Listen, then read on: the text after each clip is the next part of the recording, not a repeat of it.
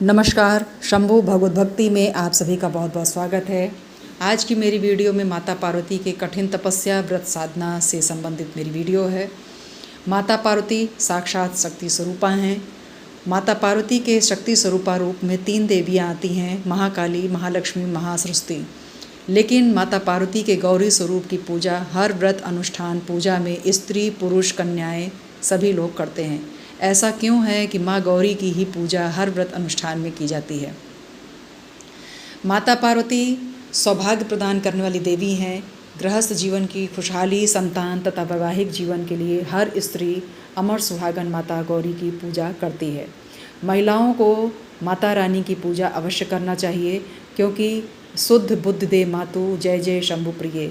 हर प्रकार की बुद्धि, हर प्रकार के उचित विचार और कार्यों की सुचारू रूप से व्यवस्था के लिए माता पार्वती की पूजा अवश्य करनी चाहिए। दुर्गा जी के स्वरूप की पूजा करनी चाहिए। माता पार्वती के संबंध में ऐसा वर्णन है कि पिछले जन्म में दक्ष कन्या सती थीं। जब पिता के यज्ञ में अपने पति के अपमान को बर्दाश्त नहीं कर सकी तो यज्ञ कुंड में कूदकर अपनी देह लीला को समाप्त कर लिया। कुछ समय के पश्चात मैना और हिमालय के द्वारा तपस्या के कारण उनकी पुत्री के रूप में पार्वती के नाम से उन्हें प्रकट होना पड़ा। पार्वती को अपने पिछले जन्म के बारे में कुछ भी स्मरण नहीं था, किंतु वो बचपन से ही शिव जी की पूजा करती थीं और शिव जी को पति रूप में प्राप्त करना चाहती थीं। युवावस्था प्राप्त होने पर उनके माता पिता मैना और हिमवान ने उनके विवाह के लिए नारद जी को सुयोग वर की तलाश करने के लिए कहा। नारद जी ने कहा, आपकी सुयोग्य पुत्री के लिए विष्णु जी से अच्छा और कोई सुयोग्य वर नहीं हो सकता। मैना और हिमवान अत्यंत प्रसन्न हुए और उन्होंने कहा कि विष्णु जी के पास मेरी पुत्री के विवाह के प्रस्ताव को लेकर जाइए और मैं शीघ्रता अतिशीघ्र अपनी पुत्री का विवाह विष्णु जी से करना चाहता हूँ। लेकिन अचानक ही हिमवान को विचार आया कि आप मेरी पुत्री का हाथ देखकर बताइए कि इसका भाग्य में क्या लिखा है, इसके गुण और अवगुण के बारे में मुझे बताइए। नारद जी ने पार्वती जी का हाथ देखकर कहा कि इसका सौभाग्य अखंड होगा, ये अखंड सौभाग्यवती है। हिमालय ने पूछा कि इसके कोई दुर्गुण भी हों तो पुत्री मुझे बता दीजिए। नारद जी ने कहा कि आपकी पुत्री तो सर्वगुण संपन्न है, किंतु इसका जिसके साथ विवाह होगा, जिसके हाथ को मैं देख के बता रहा हूँ कि वो जटाजूटधारी, नग्न वेशधारी, अमंगल वेश वाला होगा। नारद जी की बात सुनकर माता पिता उदास हो गए, किंतु पार्वती अत्यंत प्रसन्न हो गई। माता पिता की उदासी के कारण सर्वगुण संपन्न कुमारी को ऐसा अमंगल वेशधारी पति मिलेगा, लेकिन पार्वती इसलिए प्रसन्न है कि भगवान शताशिव मुझे पति रूप में मिलेंगे। दोनों पुत्री तो खुश है, लेकिन माता पिता दुखी हैं। हिमवान की चिंता को देखकर नारद जी ने कहा कि आप व्यर्थ ही परेशान हो रहे हैं। कन्या के भाग्य में जो लिखा है वही होगा, और ये जो सारे दुर्गुण आप सुन रहे हैं वो भगवान शंकर जी में है, जो सर्वशक्तिमान हैं।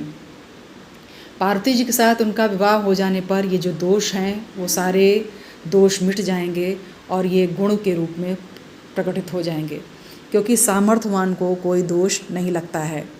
अंत में नारद जी ने यह भी कह दिया कि शिव जी को छोड़कर संसार में पार्वती के लिए कोई दूसरा वर है ही नहीं, किंतु वो आशुतोष हैं, थोड़े में ही प्रसन्न हो जाते हैं। किंतु शंकर जी को प्राप्त करने के लिए आपकी पुत्री को कठिन तपस्या के द्वारा ही उन्हें प्राप्त किया जा सकता है। नारद जी ने पार्वती को पंचाक्षर मंत्र शिवाय नमः की दीक्षा दी और वह दीक्षा लेकर पार्वती अपनी सखियों के साथ गहन जंगल में तपस्या करने चली गईं।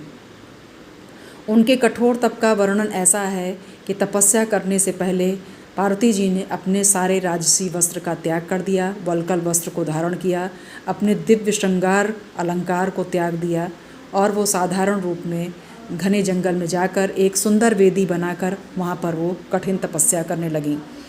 पार्वती की कठिन तपस्या से व्याकुल होकर मैना और हिमवान अत्यंत दुखित होने लगे। पार्वती की कठिन तपस्या का वर्णन ऐसा है कि आज तक ऐसी तपस्या किसी भी ऋषि मुनि ज्ञानी ने कभी नहीं की। उनकी तपस्या की सराहना स्वयं देवता करते हैं। मनुष्य के तो कोई औकात ही नहीं कि उनके बराबर कोई तप कर सके। पार्वती जी ने गर्मी के दिनों में अग्नि जलाकर ऊपर से सूर्य की प्रचंड ताप को सहन किया। वर्षा के समय खुले आकाश के नीचे बैठकर जल की धारा में तपस्या किया। भयंकर शीत ऋतु में जल के बीच में बैठकर दिन रात कठोर तप किया। इस प्रकार निराहार रहकर पार्वती जी ने पंचाक्षर मंत्र का जाप करते हुए सकल मनोरथ को पूर्ण करने वाले भगवान सदाशिव को प्रसन्न करने के लिए तपस्या करती रहीं। दिन पर दिन पार्वती जी की तपस्या इतनी कठिन हो गई कि वो 1000 वर्ष तक मूल और फल का सेवन करती रहीं। 100 वर्ष तक शाक खा करके अपना आहार किया। कुछ दिन तक पानी और हवा का आहार लिया और कुछ दिन बाद इसे भी उन्होंने त्याग दिया। कठिन उपवास करते करते फिर वो वृक्ष से गिरी हुई बेल की सूखी पत्ती को खाकर 3000 वर्ष तक व्यतीत किया। जब पार्वती जी ने सूखी पत्तियां भी लेना बंद कर दिया तो इनका नाम अपर्णा हो गया, क्योंकि वो कुछ भी नहीं खा रही थी। इसी के समय बीच में मैना एक बार घने वन में आकर के अपनी पुत्री को मना कर ले जाना चाही। उनकी कठिन साधना को देख करके मैना अत्यंत व्यथित होकर के ओ माँ शब्द का इस्तेमाल किया। तब से इनका नाम उमा प्रचलित हुआ। पार्वती जी की कठिन साधना इतना भयंकर रूप ले ली थी कि बाद में देवताओं को, ब्रह्मा को आकाशवाणी करनी पड़ी कि हे देवी, तुम्हारे मनोरथ पूर्ण हो गए, अब तुम अपनी हट को छोड़ दो और तुम अपने घर को जाओ। भगवान शंकर शीघ्र ही पति के रूप में तुम्हें प्राप्त होंगे। देवताओं की आकाशवाणी से पार्वती अत्यंत प्रसन्न हुई और उन्होंने तप को त्याग दिया।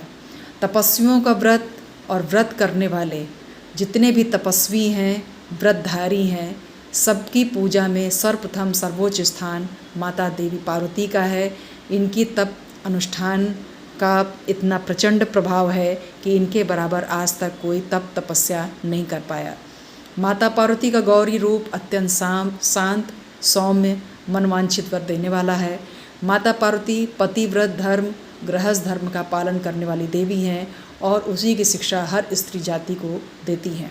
कुंवारी कन्याएं सुयोग्य एवं मनवांछित वर की प्राप्ति के लिए माँ गौरी की पूजा करती हैं।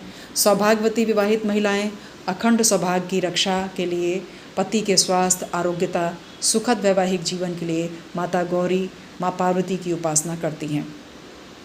माता गौरी सुख समृद्धि दात्री, मनवांछित वर देने वाली करुणामयी माता हैं। माता पार्वती के कठिन तप और साधना से ये संदेश मिलता है कि धैर्य, समर्पण और संघर्ष से हर कठिन स्थिति को जीता जाता है। हर हर महादेव।